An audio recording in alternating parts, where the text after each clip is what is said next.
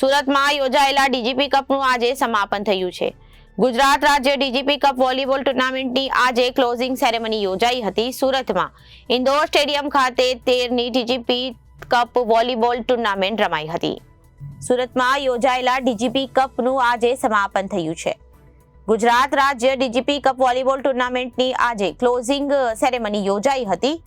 સુરતમાં indoor stadium ખાતે 13મી DGP cup volleyball ટુર્નામેન્ટની ceremony યોજાઈ હતી અને ડીજીપી કપ વોલીબોલ ટુર્નામેન્ટ રમાઈ હતી। ડીજીપી કપ વોલીબોલ ટુર્નામેન્ટ 2024માં મહિલાઓમાં સુરતની ટીમ વિજેતા બની હતી। ઉત્સાહભેર તમામ ટીમોએ ડીજીપી કપ વોલીબોલ ટુર્નામેન્ટમાં ભાગ લીધો હતો। 13મા ડીજીપી કપ ટુર્નામેન્ટ જેના છેલ્લા 3 વર્ષથી સુરત શહેરના મેજબાની કરવાનો મોકા મળ્યા હતા। 3 દિવસથી અહીંયા ચાલતા હતા। આજે એના સમાપન ઇન્ડોર સ્ટેડિયમમાં થયા।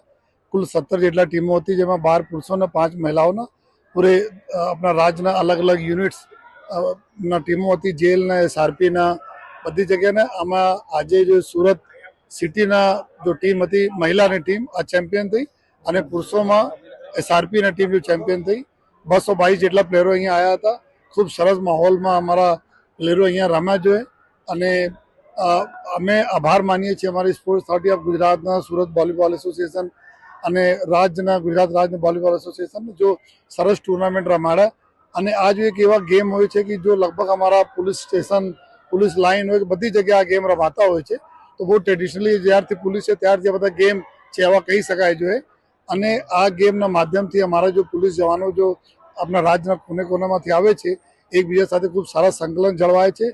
જેના લીધે જો પ્રજાના જો પ્રશ્નો હોય છે, કોઈ મિસિંગ હોય, કોઈ ગુનેગારો પકડવાનો, તો આપણા સંકલન બી ખૂબ સારા લાઈફ ટાઈમ માટે થઈ જતા હોય છે। તો હેલ્થના સાથે સાથે સારી પોલીસિંગ કરવા માટે બી આ અમારા ગેમ ખૂબ મદદરૂપ થાય છે। અને હું આપ બધાનો આભાર માનું છું કે જો અહીંયા ખૂબ સરસ માહોલ જો આપના થ્રુ જો શહેરના લોકોને જાણવા મળે છે, એના માટે આપણે મીડિયાના મિત્રોને ખૂબ આભાર માનું છું। Bureau report Janadesh news Surat.